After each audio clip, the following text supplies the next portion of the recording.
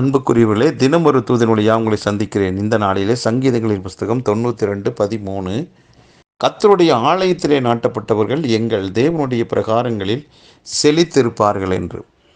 அப்போ ஒரு செடி நீர்ப்பாய்ச்சலான ஒரு நல்ல இடத்துல அதை நடும்பொழுது அந்த செடி அந்த தண்ணீரை குடித்து குடித்து உயிரடைந்து அது குறிப்பிட்ட நாளில் பலன் கொடுக்கும்.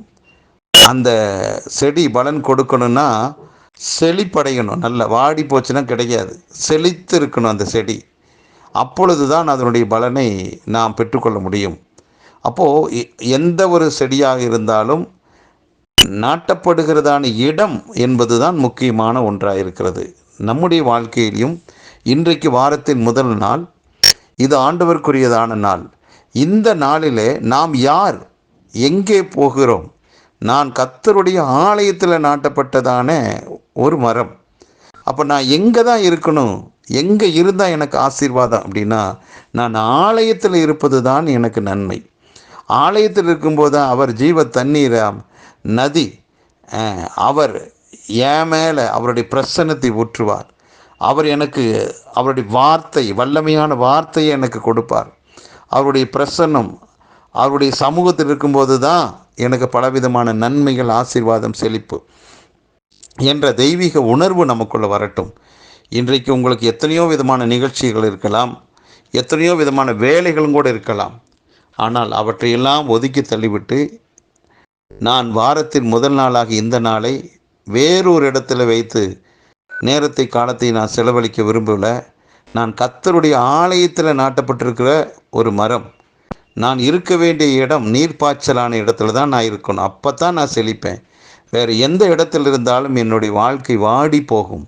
ஆகவே அப்படிப்பட்ட நினைவோடு இன்றைக்கு நான் மற்ற காரியங்களுக்கு நான் நேரத்தை, காலத்தை கொடுக்க மாட்டேன். இன்றைக்கி தேவனுடைய சமூகத்துக்கு நான் வருவேன்.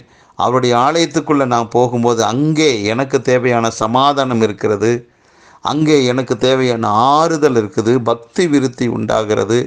இப்படி ஆண்டவருக்கும் எனக்கும் இடையே இருக்கிற தெய்வீகமான உறவு பலப்படுகிறது.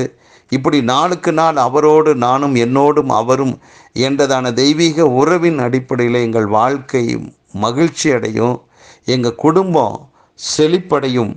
இப்படிப்பட்டதான அத்தனை ஆசீர்வாதங்களையும் விட்டுவிட்டு நான் வேறொரு இடத்துக்கு போக மாட்டேன் என்றதான ஒரு தீர்மானத்தோடு இன்றைக்கு நீங்களும் உங்கள் குடும்பத்தாரும் குழுவாகவும் சேர்ந்து கர்த்தருடைய ஆலயத்திற்கு செல்லுங்கள். அப்படி செல்லும்போது நிறைவான பலனை, நிறைவான ஆசீர்வாதத்தை நீங்கள் பெற முடியும்.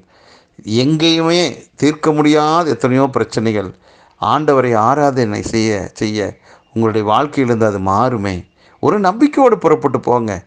என் ஆண்டவர் என்னை அழைக்கிறார், அவரை ஆராதனை செய்வதற்காக நான் புறப்படுகிறேன் என்று சொல்லி அருகாமையில் இருக்கிற திருச்சபைக்கு செல்லுங்கள். உங்களுக்கென்று ஒதுக்கப்பட்டிருக்கிற, உங்களுக்குன்னு கொடுக்கப்பட்டிருக்கிற சபைக்கு செல்லுங்கள்.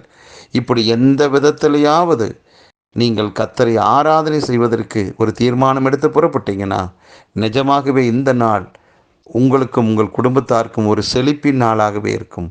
இந்த நாளை வேறொரு இடத்துல போய் உங்கள் நேரத்தை, காலத்தை வீணடிக்காதீர்கள். தேவ சமூகத்துக்கு வாங்க, நீங்கள் செழித்திருப்பீர்கள். நல்ல பிதாவே, இந்த நல்ல வேளையில் ஆண்டவரே, உம்முடைய ஆலயத்தில் நாட்டப்பட்ட மரங்களாகி நாங்கள் தான் செழித்திருப்போம். ஆமாண்டவரே, இந்த நாளை நாங்கள் யாருமே வீணாக வேறொரு இடத்துக்கு சென்று கழிக்காமல் உங்கள் சமூகத்தையே தேடி வந்து உம்மை ஆராதிக்கிற பிள்ளைகளாய் ஆண்டவரே எங்களை ஒப்புக் கொடுக்குறோம். இதை கேட்டுக்கொண்டிருக்கிற ஒவ்வொருவரும் மற்ற காரியங்களுக்கு முக்கியத்துவம் கொடுக்காமல் ஆண்டவரே உம்மை ஆராதனை செய்வதற்காக முக்கியத்துவம் கொடுத்து ஓடோடி வருவார்களாக. அவங்களுடைய வாழ்க்கையில் மகிழ்ச்சி, சந்தோஷம் உண்டாகட்டும். இதை கேட்டுக்கொண்டிருக்க அத்தனை பேரை மனதார் இயேசு கிறிஸ்து நாமத்தை வாழ்த்தி ஆசீர்வதிக்கிறேன். இந்த நாள் அவங்களுக்கு ஒரு மன மகிழ்ச்சி நாளாக இருக்கட்டும். இயேசுவின் நாமத்தில் ஜெபிக்கிற நல்ல பிதாவே, ஆமென்.